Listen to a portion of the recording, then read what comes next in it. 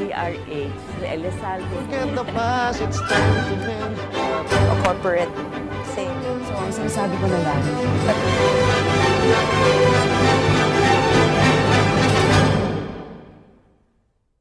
Isang mapayapang hapon Pilipinas. Narito ang inyong balerina ng bayan, si Lisa Macuja, na bumabati sa lahat ng nakikinig sa atin sa DZRH at sa lahat ng nanonood ng RH-TV. Lalong-lalo na sa ating mga kasamahang alagad ng sining at kultura sa buong bansa. Ang sabi nga nila, for as long as there have been people, there have been stories. Storytelling is a very ancient form of art na ginagamit upang isalin ang mga mitolohiya, alamat, kasaysayan, tradisyon at kostumbre ng iba't ibang kultura sa iba't ibang henerasyon. Mahalaga ang storytelling dahil sa mga istoryang ito napapaloob ang diwa at saloobin ng isang komunidad, kung saan makakapulot ng aral at ehemplo ang mga kabataan. Ang pagsasalin ng mga istorya ay hindi lamang nagaganap sa aktwal na pagkukwento. Makikita din ito sa mga isinulat na aklat, sa mga awit, tula, sining biswal, larawan, pelikula, at iba-iba pang paraan ng pagsasalaysay. Sa hapong ito, pag-uusapan natin ang art of storytelling, kasama ang isang batikang manunulat na ngayon ay kilala na rin para sa kanyang mga clay storytellers. Kung interesado kayong malaman kung ano ang clay storytellers, samahan ninyo kami sa kalahating oras ng masayang kwentuhan kasama ang writer at clay artisan na si Mercado Alcantara. Si Mercado Alcantara ay nagtapos ng AB Interdisciplinary Studies mula sa Ateneo de Manila University. Habang nasa kolehiyo, naging editor-in-chief din siya ng university literary publication na Heights mula 1985 hanggang 1987. Natapos din niya ang Radcliffe Publishing Course mula sa Harvard University sa Amerika noong taong 2000. Bilang manunulat at patnugot, malawak ang kanyang karanasan sa paglalathala ng mga magazine, kabilang na ang pagiging Editorial Development Director and Content Unit Head ng ABS-CBN Publishing mula 2008 hanggang 2011.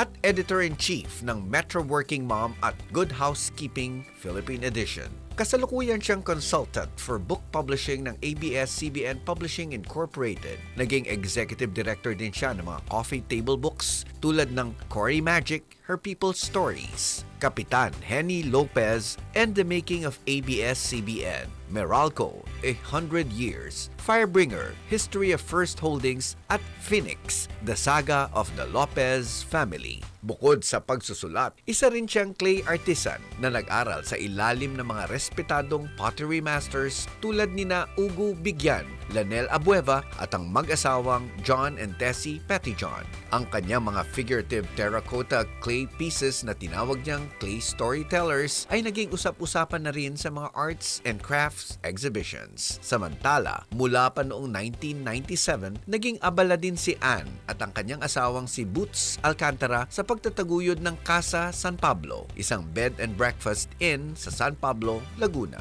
Isang mainit na pagbati ang hatid ng Art2art sa writer, editor, clay artisan at innkeeper na si Mercado Alcantara. Magandang hapon, Anne, and welcome to Art2art. thank you very much. Thank you for having me here. I guess let's start sa umpisa kasi Anne, nanggaling ka sa family of artists. Yung mami mo, si Monina, ay isang writer and editor din. Yes. Kapatid naman ay actor and comedian na si Gabe Mercado. Was there anything in particular in the way you were raised that basically nurtured the love for arts and for telling stories? Well, I have to say my dad was also a writer. Oh, okay. And but he was a writer that a creative director that ran an advertising agency. So I think the chemistry, yung pagsasamahan nila ng mami ko, na writer at saka daddy ko na advertising. They created an atmosphere Very sa matched bahay. well sila. Oo. Kasi ang art nila, matched well sila in terms of siguro intellectual match, ano? Love for literature, love for music, love for arts. Pero magkaiba din sila ng approach. My father was very strategic in his creative thinking, while my mother was always very exposed to Philippine culture. Meron siyang pulso for Philippine culture and she could articulate that. So, sa bahay namin, hindi naman kami yung parang conscious about culture, but it was always available to us. Our house had art. My father had music piped in so that, you know, at an early age, alam namin ng Beethoven and Chopin. And pero hindi siya self-conscious about it. Yun ang gusto kong sabihin. Hindi Parang natural lang. No? Parang natural lang. Oo. So, at hindi naman kayo diniscourage na hindi maging mga alagad ng sining dahil, you know, some people just consider it not a real job or a real profession. Hindi kami diniscourage. Hindi din kami in-encourage. Okay. Alam mo yun, hindi din naman sinabing, oh, you know, you be a writer, you be the way maybe in some families, the doctor, parent encourages the child to be a doctor. So hindi din naman. But like my father, he would bring us to every summer, apprenticeship kami sa kanyang advertising agency. Only so that I think we had something to do.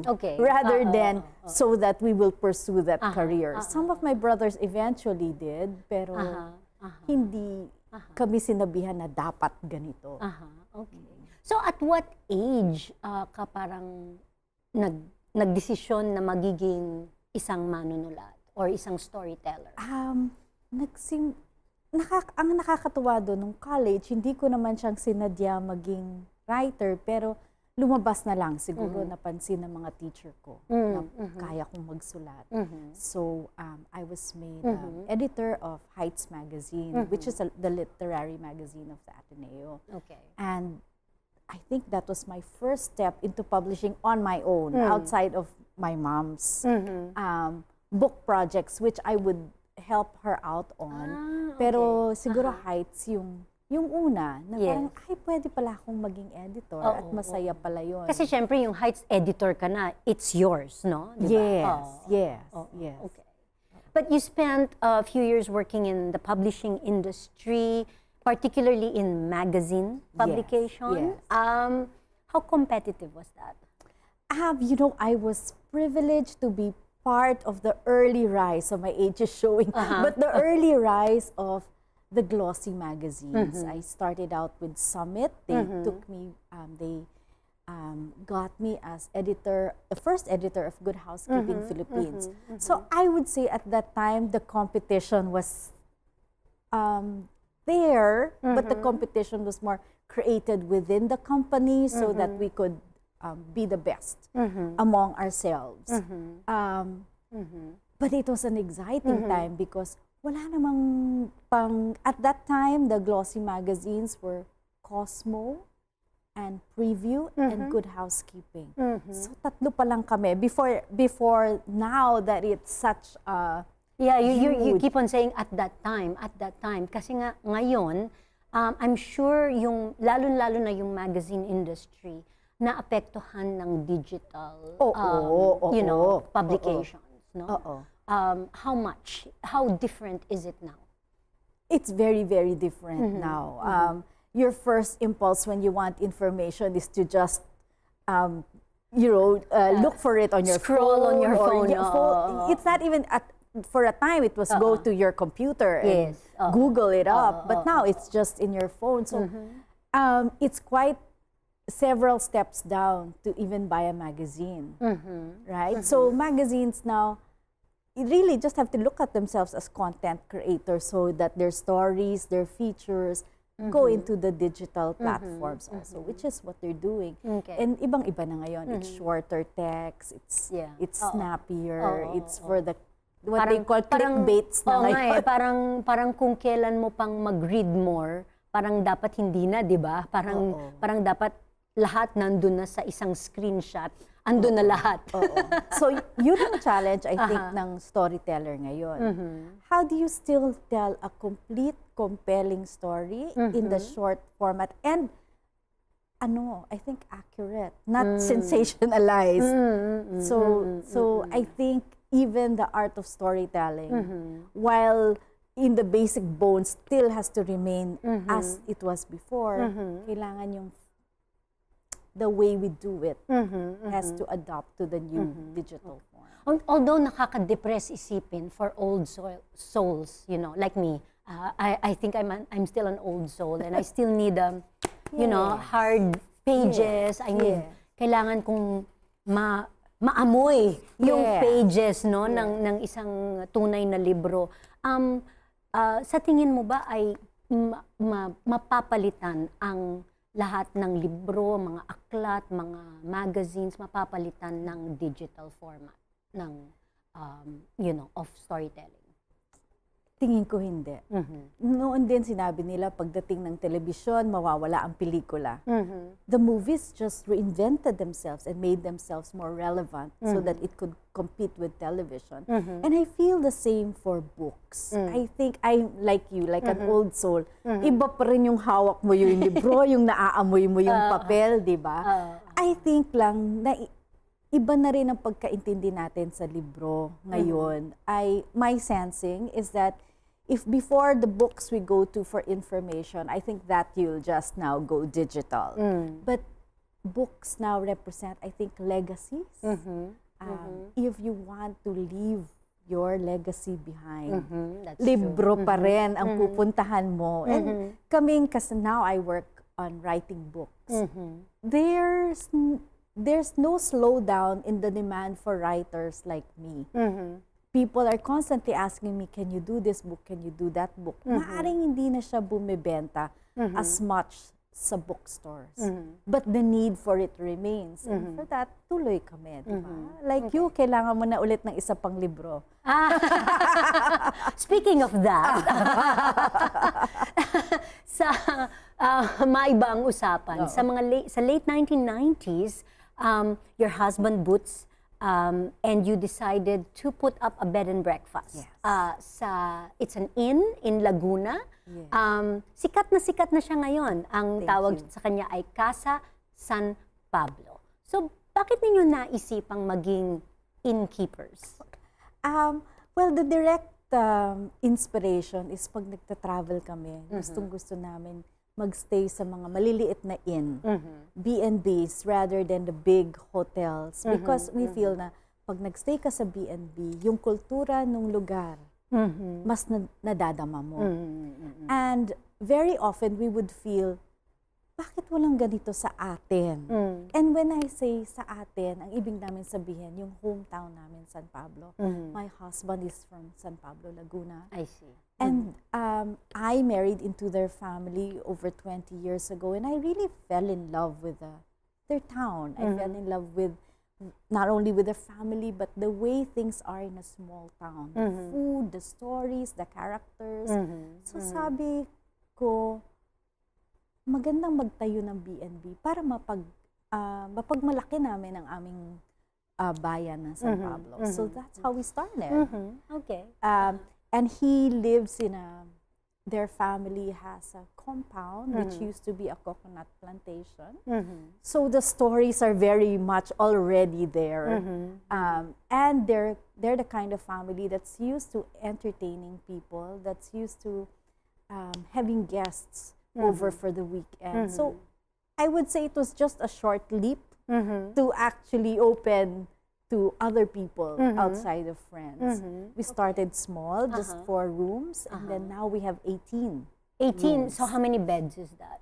Oh, some of the rooms are dorm type, so we can actually have over 100 people, 150 people overnight. Wow. Okay. Perfect place for team building din, Exactly. ano? At saka mga, I guess, mga workshops. Yes. And of course, immersions. Yes. At lalo na siguro sa mga writers like you na kailangan ng peace and quiet to Oo. collect their thoughts, Oo. focus, and write, no? I think over the years, what we've found out kasi, very creative yung atmosphere doon sa aming B&B. And siguro dahil nga na rin sa background namin. So, marami ngang artists na who go there to escape.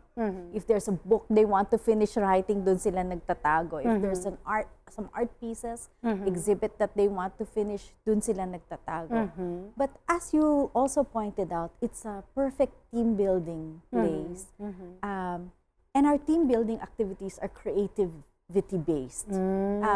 Yes, we also have those physical games that are the staple of team building activities. But I also conduct play workshops that build the teams, that allow companies to tell their story, that allow employees to tell their story to each other, to build their team. Yeah. Meron din akong native cooking tour. Kasi nga gusto ko ipagmalaki Ay, naku, yung masarap bayan namin. yan, Ay, oo. oo.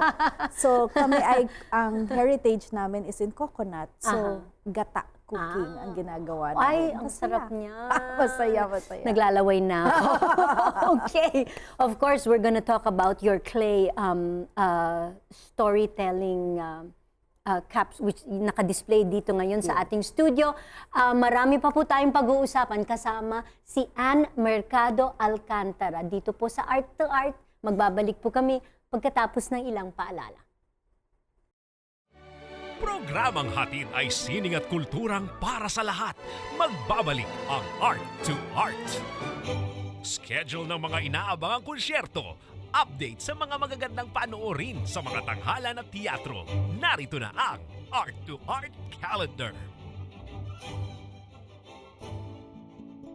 Narito ang ating arts calendar. Sa musika, tampok ang Filipino bassoon player na si Adolfo Mendoza bilang guest soloist sa 4th concert ng Philippine Philharmonic Orchestra sa ilalim ng baton ni Maestro Hermenegildo Ranera, December 16 alas 8 ng gabi sa tanghalang Nicanor Abelardo ng Cultural Center of the Philippines. Kabilang sa mga piyesang tutugtugin ang Morning, Noon, and Night in Vienna, Overture in F Sup, Concert for Bassoon and Orchestra in F Minor Op. 87 ni A. Benaventura at Symphony No. 4 in F Minor ni Tchaikovsky. Para sa ticket at iba pang detalye, tumawag sa CCP Box Office 832-3704 or Ticket World 891-9999. Magtatanghal naman ng UST Singers ng Christmas concert na pinamagatang Sing to the World sa December 14, alas 7 ng gabi, San Agustin Church, Intramuros, Manila. Para sa ticket, tumawag o mag-text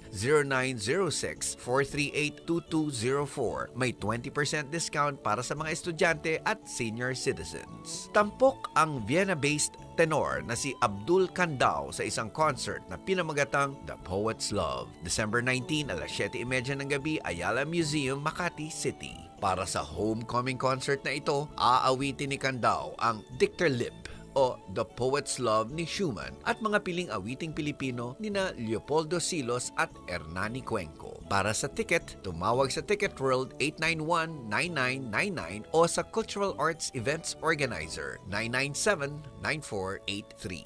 Usapang sining at kultura para sa lahat. Kasama ang balerina ng bayan, si Lisa Macuja. Art2art.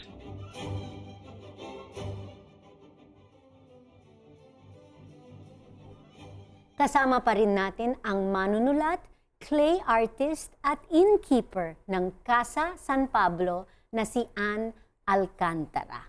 Postscript pala dun sa before we broke for commercial, ang ating writer ay doon na buo ang kanyang libro sa Casa San Pablo. No? Yes. Si Angie Ureta, Yes. doon niya tinapos, no? Tinapos. Oo, like I said, there are many writers na nagkakaroon ng writer's block, so they need space and time to write. So we have put a mark in the room where she worked that this is where she finished your book. Wow.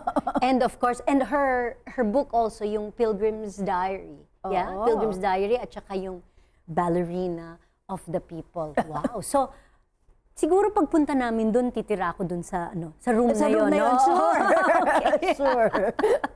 Okay. But aside, of course, from running Casa San Pablo, you became very much involved with promoting ecotourism in San Pablo. And currently, ikaw ay pangulo ng inyong City History, Arts, Culture, and Tourism Council. Wow, what a council. Parang ang dami ninyong kailangan pag-alagaan, no? Yes. History, Arts, Culture, and Tourism of San Pablo. So what inspired you to push for this advocacy? Actually, I got into it from the invitation of the mayor of San Pablo, Mayor Amben Amante, who decided to focus on tourism as a flagship project of San Pablo. And I guess he was looking for people as passionate about what the city stands for. So he asked me to do it. So I represent the civil society, the private citizens who are interested in pushing tourism, in getting to know our history, getting us to the point where we can actively articulate what our distinct culture is about and show it off. Yeah. So tama ka, malaking trabaho, pero marami naman kaming tulong-tulong. And we realized that, we just have to be willing to take all the little small steps. So nagsimula yun sa isang master plan na pagkakapal-kapal, but I think that's where you should start para hindi kanya-kanyang galaw. And then we're moving from there. Yeah. And I'm sure you have so many stories to tell. Yes. And so many more to find out. Yeah. Okay. Well, let's talk about these beautiful, and I think they're really, really cute. Clay, what do you call it? Clay art? Clay art, figures? Clay figures. I actually call them Casa San Pablo clay storytellers. Okay, clay storytellers. Because each piece represents a story. So the most obvious, of course, is the Christmas story. Yes.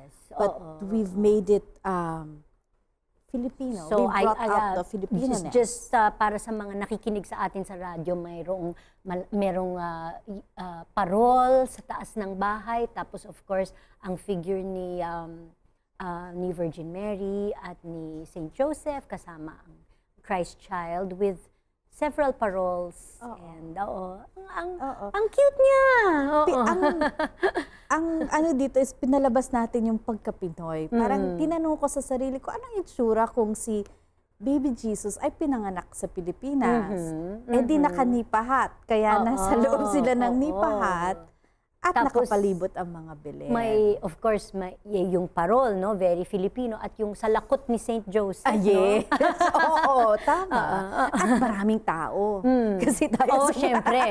Dapat yan talaga. Masaya, maraming Okay. umuusyoso dun sa baby. Okay. Pero before we talk about the other pieces here on the Sure. table, so when did you start getting into pottery?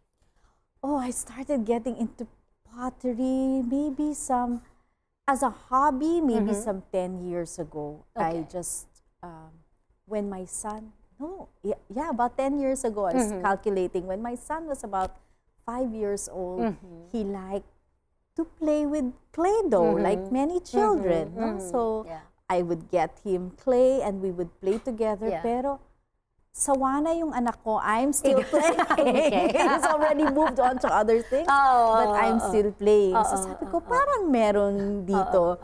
And I sought out teachers. It so happened, you know what they say, when you're ready, the teacher will come. So it so happened that I had attended a party where the concept was, you'll make clay. You'll make clay pieces. Lanel Abueva was the one who came to conduct it. And the moment I touched real clay, stoneware at that time, I felt, You felt the connection. I felt the connection. Okay. You know, I'm sure you know, it's not, you can't explain it. It's like I've always been, like maybe in my past life, I was Tawag dun holding tipping clay. point. Ayun, Diba? siguro nga, oo. Tapos from there, naghanap na ako kasi parang, this holds something more for me. Nag-aral din ako kay Ugo Bigyan, who's just 20 minutes away from us sa San Pablo. Siya naman ay sa Tiaong. Sabi ko, alam mo, ang gusto kong gawin, yung mga maliliit na tao, kasi yun ang nilalaro namin ng anak ko. Small animals, Yes. small people. I didn't feel called to make pots and bowls. I want to make little figures. So, sabi ni Ugo, hindi ko ginagawa yan, pero sige, laro lang tayo. And I think that's valuable in an artist's journey, na merong willing makipaglaro. Hindi niya ako pinagtawanan. Sige, laro lang tayo. Eventually, nag-aral din ako kay John and Tessie Petty John. At ganun din sila. Sabi nila, alam mo, yung gusto mong gawin, nakakatuwa. We don't do that because they're really into also like Ugo, bowls and pictures, but we'll encourage you. Come on, we'll just experiment. Until I found my way to So you making found it. your voice, I found my obviously, no? voice. Oo. And you're telling the stories. Can you tell us another story of one of the figures there na kakaiba naman? This one. Okay. So Also, ito, madaming also tao din. Madaming May tao anghel? din. Oo, may anghel. So, nandito si Joseph, si Mama Mary, at saka si Baby Jesus. Ang karaniwan, ang nakapalibot sa kanila sa karaniwang Christmas image ay maraming animals. Pero ang pinili ko, na pakiramdam ko kasi Pinoy na Pinoy, maraming bata. So, yung mga bata ang pumalibot sa kanya at may dala silang iba-ibang klaseng bulaklak. Bulaklak. Para ialay dun sa sanggol. Okay. So, Pinoy na Pinoy. Yeah. So kasama mo pa rin yung anak mo pag naglalaro Ay, kayo ng nagsawa clay? na Hindi siya. Ako na lang. So, Anne, ikaw na lang mag-isa ang nagsasculpt ng iyong mga clay miniatures? Ngayon, hindi. I have actually passed it on to locals, women folk, because ang naging vision ko naman talaga is to pass it on to the community so that it's a source of livelihood for our people. Okay. At the same time, I think I want to trace back to our roots in pottery, folk art pottery. Dati, di ba, nung maliliit tayo, may mga paleok na madaling mahanap, pero hindi maliliit na manika na gawa sa terracotta clay. I want to somehow bring that sensibility back. Not in the form that it used to be, but still with the same intention that you can tell a story with these little figures. So, kaya ko tinuro na rin siya sa mga, I have women folk who work on it. Mga 4 silang nagpipinta, At nahuhulma. ang studio ninyo ay nasa Casa San San Pablo. Pablo. Aha, okay. So the Casa San Pablo Clay Storytellers. Yes. Okay. Wow. So if our listeners want to avail of these clay storyteller miniatures, are you available anywhere else other than San Pablo, Laguna? Well, we're available online. So they can come and look up Casa San Pablo Clay Storytellers. We have a Facebook page and we have a website.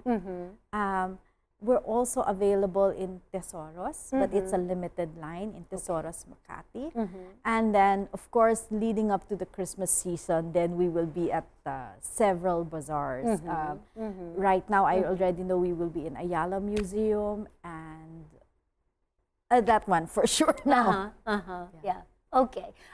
So for the holiday season, what's the message? Ano yung mensahe na nais mong ihatid sa pamamagitan ng iyong mga clay storytellers? Let's go back to being a child. Really, I think Christmas is about coming back to the child within and give yourself an opportunity to play and delight in ordinary things. Okay. Napakinggan niyo yan, mga kaibigan, ha? Bumalik tayo sa pagkabata, maglaro. Maglaro. Yes. Thank you so much, Anne, for making it here to Art2art. And of course, Merry Christmas. Merry Christmas! Hanggang sa susunod na linggo, samahan ninyo kami ulit dito sa Art to Art, kung saan ang usapang sining at kultura ay para sa lahat. Ito po ang inyong balerina ng bayan, Lisa Macuja, nagpupugay, artistang Pilipino.